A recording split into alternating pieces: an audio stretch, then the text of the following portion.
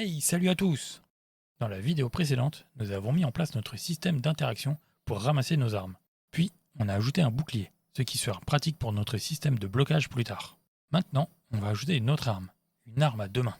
On va aller dans le dossier Projet YT, Assets, puis Weapons, et on va créer un nouveau dossier. Clic droit, New Folder, on l'appelle Greatsword YT.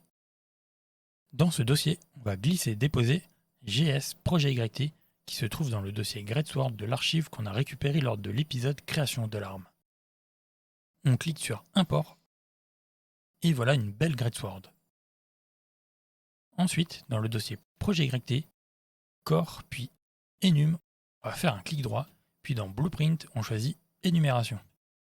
On l'appelle Weapon Type, et on l'ouvre. On clique sur Add Enumerator pour avoir 3 lignes. Première ligne, vous savez déjà ce qu'on va mettre.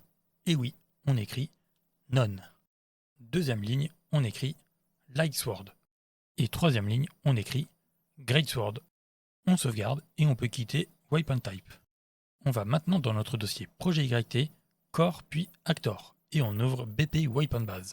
Puis on ajoute une variable. On clique sur le petit plus ici. On l'appelle Weapon Type, et on choisit le type Weapon Type. On déplace cette variable dans Initialization, et on clique sur le petit œil ici. Ensuite, on va changer un petit truc par rapport à nos animations. On va en quelque sorte lier nos animations aux armes. Comme cela, chaque arme aura sa propre animation d'équipement et de déséquipement, mais aussi ses propres attaques. Donc, on crée une nouvelle variable qu'on appelle équipe-montage et de type anime-montage. On lui donne une catégorie animation. On crée une nouvelle variable, on l'appelle unequipe-montage. Et normalement, le type est déjà le bon, à savoir anime-montage. On déplace la variable dans animation, puis on peut compiler et quitter BP Weapon Base. Comme on change un peu le système d'animation, alors on va dans le dossier Projet YT, Core, Actor Component et on ouvre AC Animation. Donc ici dans Équipe Weapon, on va supprimer notre variable équipe montage et remplacer par l'équipe montage de notre arme. Pour aller chercher notre animation de l'arme, vous allez voir c'est assez simple, car on a déjà vu comment faire. Donc clic droit, puis on écrit Get Owner. Puis, qu'est-ce qui gère nos armes? Oui, vous avez trouvé. On fait un Get Component by Class pour avoir notre Weapon Manager. Ensuite, de notre Weapon Manager, on appelle Get Main Weapon, puisque c'est la main principale qui va avoir les animations, sauf cas exceptionnel. Donc, de notre Get Main Weapon, on n'a plus qu'à appeler Get Équipe Montage. On le relie dans Montage to Play, et voilà. Ensuite, pour Unequipe Weapon, on va faire un petit getter, car on va appeler souvent notre arme pour savoir quelle animation jouer. Donc, on sélectionne Get Owner, Get Component by Class et Get Main Weapon. Puis, on fait un clic droit et on sélectionne Collapse to Function. On appelle la fonction Get Main Weapon. Et on n'oublie pas de passer la fonction en pur. Voilà, on gagne de la place et de la visibilité en plus. Donc, on prend notre Get Main Weapon et depuis la Return Value, on appelle Unequipe Montage. On le relie dans Montage to Play et on peut compiler et quitter notre AC animation. Maintenant, on va créer nos sockets pour l'arme. Direction le dossier Projet YT, Character et on ouvre BP Player Character. À droite, on va double-cliquer sur l'image de notre Skeletal Mesh. Dans la liste des os, on cherche Hand Air et on clique droit dessus, Add Socket. On renomme le socket en Greatsword Socket Hand. Puis, à nouveau clic droit dessus et dans Add Preview Asset, on sélectionne GS Projet YT. Encore une fois, je vous donne mes valeurs, mais vous pouvez très bien placer l'arme comme vous voulez. Donc, pour Relative Location, moins 2,952, 3,914 et moins 6,488. Et pour Relative Rotation, 20,008, moins 16,229 et 150,924. Ensuite, dans la liste, on cherche Spine 05, puis clic droit et Add Socket. On renomme le socket Greatsword Socket Back. À nouveau, on fait un clic droit, puis Add Preview Asset et on choisit JS Projet YT. Et dans Relative Location, 40,714 3,076 et 8,558. Et enfin dans Relative Rotation, moins 158,996, moins 71,028 et moins 0,01. On sauvegarde et on peut quitter notre Skeletal Mesh. On va maintenant dans notre dossier Projet YT, Core, Actor, et on fait un clic droit sur BP Weapon Base, puis Create Child Blueprint Class. On l'appelle BP Greatsword YT. Puis on l'ouvre. On sélectionne notre Static Mesh ici, et dans Static Mesh ici, on choisit notre GS Projet YT. Ensuite, on clique sur Classe Défaut ici, et à droite, on va renseigner un peu tout. Donc, Weapon Type, on sélectionne Greatsword. Dans Hand Socket Name, on écrit Greatsword Socket Hand. Et dans Back Socket Name, on écrit Greatsword Socket Back. Nous avons aussi nos animations à renseigner ici, car, comme je vous l'avais dit, chaque arme aura ses propres animations. Donc dans Équipe Montage, on sélectionne AM Equip Weapon.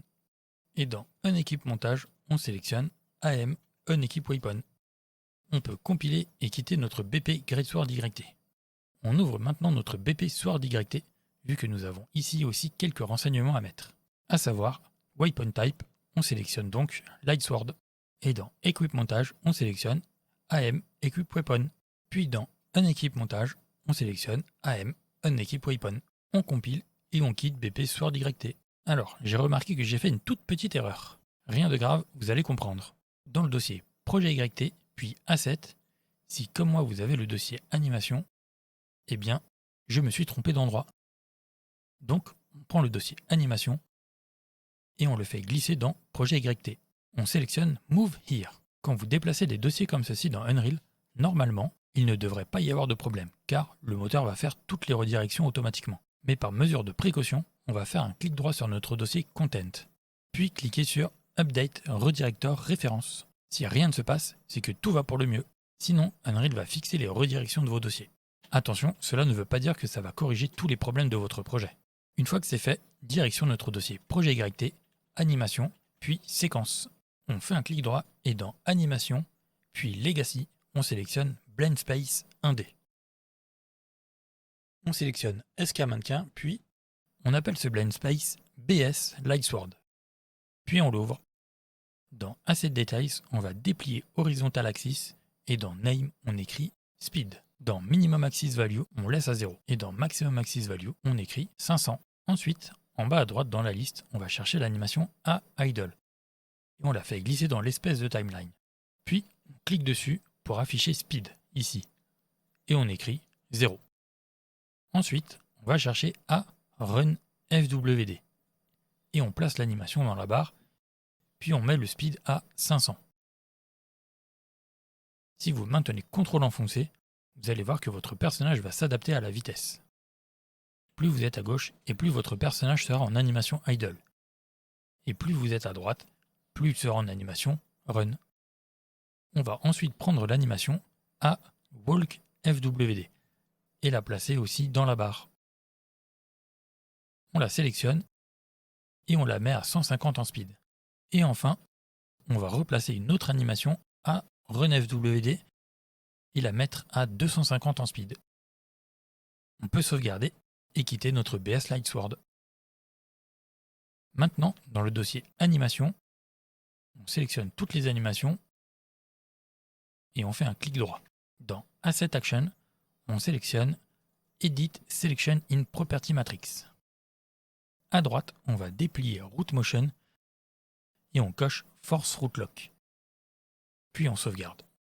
On peut quitter notre onglet Property Matrix. Ensuite, on va déplacer les animations à Walk FWD, à Run FWD et à Idle dans le dossier Séquence. Puis on va aller dans le dossier Projet YT, Core, puis Interface. On fait un clic droit et dans Blueprint, on sélectionne Blueprint Interface. On l'appelle BPI Anim Instance et on l'ouvre. On ajoute une fonction que l'on appelle update weapon type. On ajoute un input nommé weapon type et de type weapon type. Ensuite, on fait une deuxième fonction qu'on appelle update attach to hand. On ajoute un input qu'on met de type booléen et nommé attach to hand. On compile, puis on quitte notre BPI anime instance. Avant d'aller dans la BP, on va tout préparer. Cela évitera de faire plein d'allers-retours dans nos fichiers. On va donc commencer par aller dans le dossier projet YT, core, puis actor component. Puis on ouvre AC Weapon Manager. Dans notre fonction setWeapon, on va ajouter un input qu'on appelle weapon type et de type weapon type. On fait un clic droit, puis on appelle notre variable locale weapon type. Car selon l'arme qu'on va équiper, nous voulons faire des choses plus ou moins différentes. On appelle donc un switch depuis notre weapon type, puis on le branche dans le Zen 0. Donc la sortie Lightsword, on peut la relier à notre branch, pas de changement ici. Bon, on va déplacer tout ça pour avoir de la place.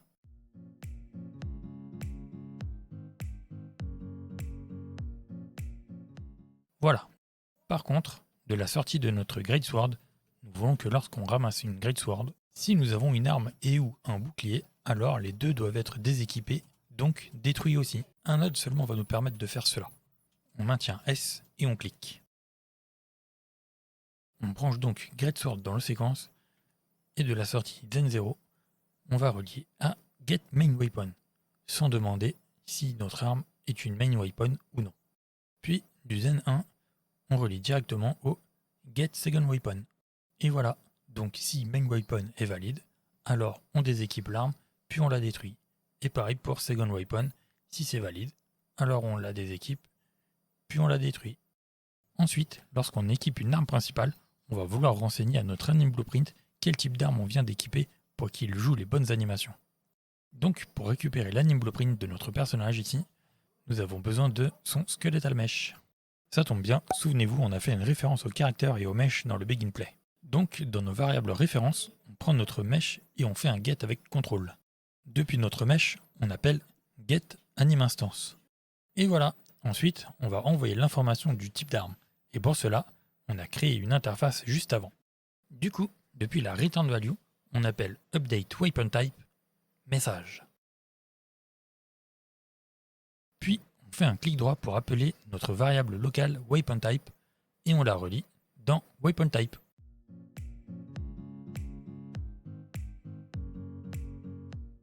Et voilà, on peut compiler et quitter Weapon Manager. Maintenant, on va dans le dossier projet YT, core puis actor et on ouvre BP Weapon Base. Dans notre BP Weapon Base, on ouvre notre fonction onEquip. Et ici, regardez ici, nous avons notre weapon type à renseigner. On prend donc notre variable weapon type et on la branche directement dedans. Ensuite, on va faire une nouvelle fonction. On clique sur le petit plus et on l'appelle set attach to hand. Bon, vous avez l'habitude de faire des setters et des getters maintenant, non? Alors, on prend notre variable bIsAttachToHand et avec Alt, on fait un set. Puis on prend le pin d'entrée et on le glisse dans la fonction. Et on fait une nouvelle fonction. On clique sur le petit plus et on l'appelle isAttachToHand. On prend notre variable bIsAttachToHand et on fait un get avec contrôle. Puis, on prend le pin et on le glisse sur la fonction. On relie tout. Et on n'oublie pas de passer la fonction en pur. Puis, on met notre variable bIsAttachToHand en privé. On compile et on peut quitter notre BP Weapon Base. On va aller dans le dossier projet YT, core puis game mode et on ouvre PC projet YT. Ici, dans notre IA Equip Weapon, on va changer notre isAttachToHand car désormais cette variable est en privé. Donc, depuis getMainWeapon, on appelle isAttachToHand, le getter que nous venons juste de faire. Voilà, on peut compiler et quitter notre PC projet YT. On retourne dans AC Weapon Manager. Pour rappel, dans le dossier projet YT, core puis actor component. On l'ouvre et dans notre fonction switch weapon, juste avant le return node ici, on va ajouter un petit node. Comme pour le set weapon, on va prendre notre mesh dans référence et faire un get avec contrôle. Depuis notre mesh, on appelle getAnimeInstance. Puis, de la return value, on appelle updateAttachedToEnd avec le petit message. Et là, on appelle notre variable locale getAttachedToEnd. Et on relie tout ceci.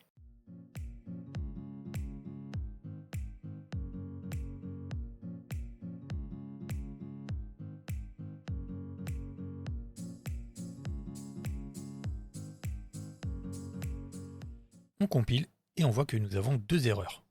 Alors c'est normal vu que nous avons passé notre variable attachedToEnd en privé.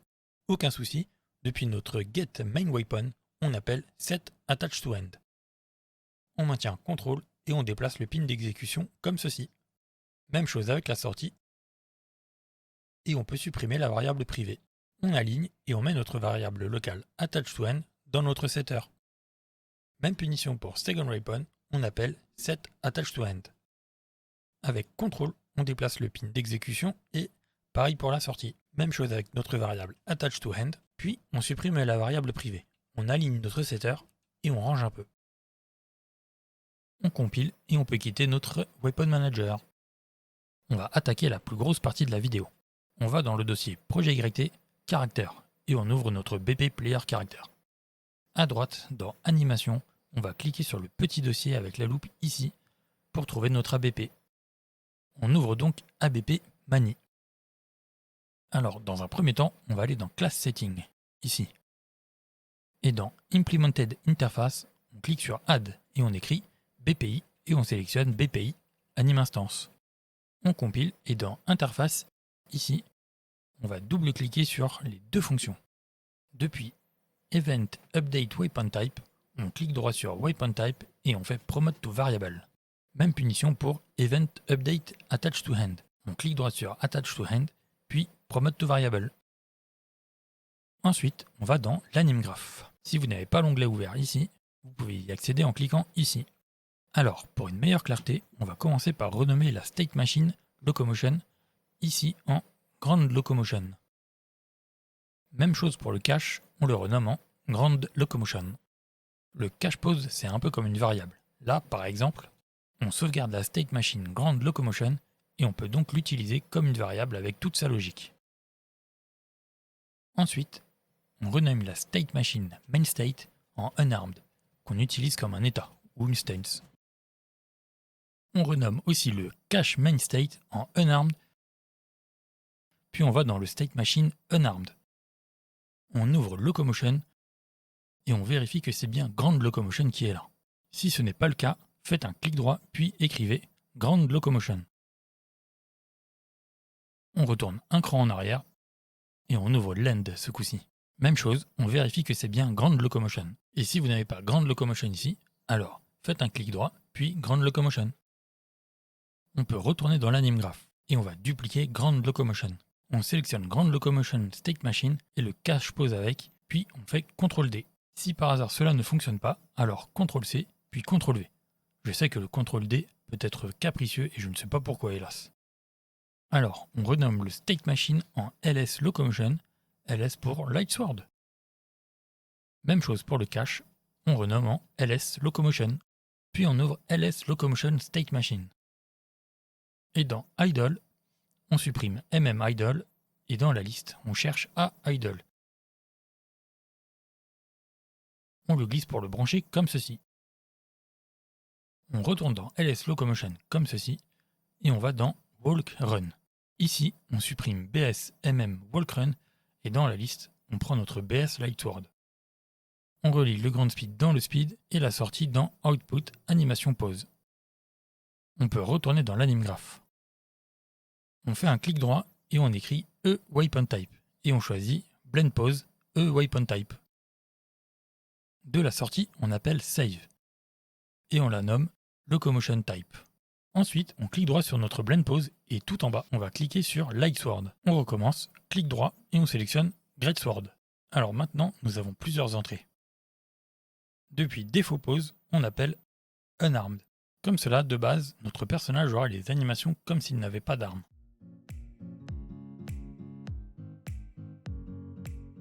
De Lightsword Pose, on appelle LS Locomotion. Et là, vous l'aurez compris, Quand nous aurons une arme de type Lightsword, alors notre personnage jouera notre BS Lightsword. Pour Greatsword Pose, hélas, nous n'avons pas d'animation pour notre arme à deux mains. Mais ce n'est pas grave, on va utiliser notre LS Locomotion pour l'instant. Ensuite, on fait un clic droit sur Default Blend Time, puis Promote to Variable. On le renomme en Blend Time, puis on compile, car nous avons besoin de changer sa valeur par défaut. Donc en valeur par défaut, on met 0,3. Cela rend la transition entre les animations un peu plus fluide. Vous pourrez faire des tests si vous voulez, mais je trouve que 0,3 est une bonne valeur. Cela reste un avis personnel. On peut donc relier notre Blend Time dans Default Blend Time, Lightsword Blend Time et Greatsword Blend Time. Même chose si vous ajoutez des armes. Ensuite, on prend notre variable Waypoint Type et on la branche dans Active Enum Value. Maintenant, on fait un clic droit et on écrit Blend Pose by Ball et on le sélectionne. Alors depuis True Pose, on appelle Locomotion Type. Et de False, on appelle Unarmed. Puis on prend notre variable Blend Time et on la branche dans True Blend Time et False Blend Time.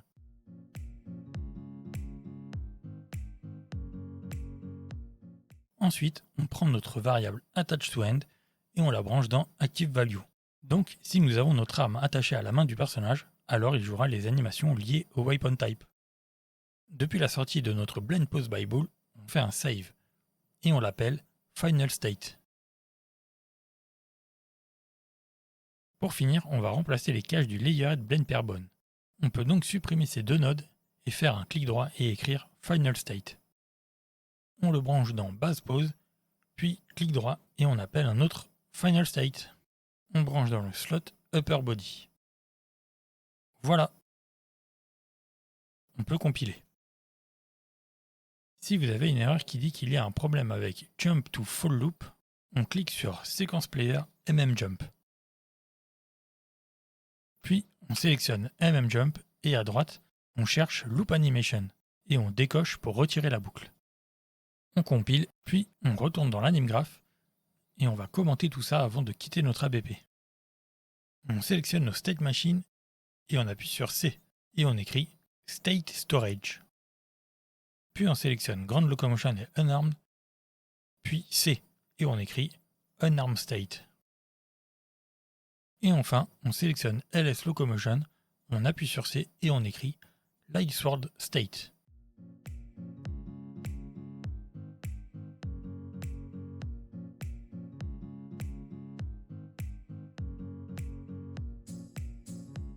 Maintenant, on sélectionne la partie Waypoint Type et on appuie sur C, on écrit Enum State.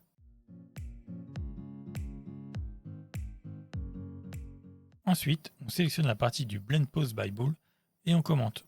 On écrit Armed or Unarmed.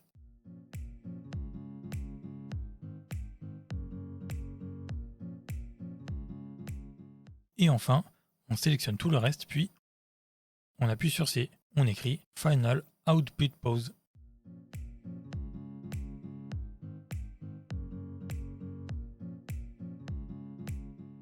On peut compiler et quitter notre ABP.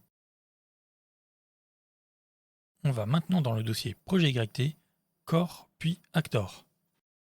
On prend notre BP Pickup Actor et on le met dans le monde. Dans Item Class, ici, on met notre BP Greatsword YT. Puis on sélectionne Static Mesh et on met notre Static Mesh GS Projet YT. Alors, l'arme n'est pas forcément dans le bon sens, donc dans Locomotion, on met 0, moins 55, 0.